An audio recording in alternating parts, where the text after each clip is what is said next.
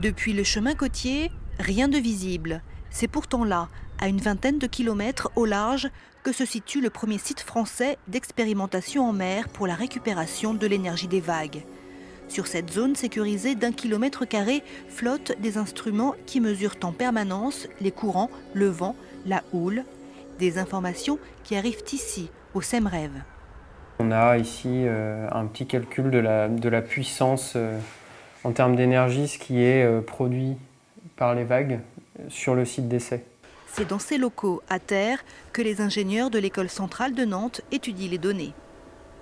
Notre mission à l'école centrale, c'est plutôt de mieux comprendre l'environnement marin, de mesurer pour pouvoir transmettre ces informations mesurées en mer en temps réel aux développeurs de technologies, pour dimensionner leurs machines.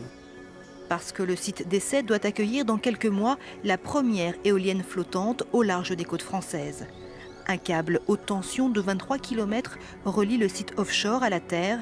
Cet été, le système de raccordement sous-marin a été finalisé. Le test pourra démarrer l'année prochaine. Notre objectif, ça va être de comparer ces mesures à ce qui est réellement produit par la machine, ce qui va permettre d'évaluer sa performance. Et donc, c'est là où nous, on interviendra sur la partie de la compréhension de l'environnement marin à l'origine de l'énergie qui sera produite et injectée sur le réseau électrique. La plateforme d'essai peut accueillir jusqu'à 4 prototypes différents. Une dizaine de projets français et européens sont en cours de négociation pour être testés au large du Croisic.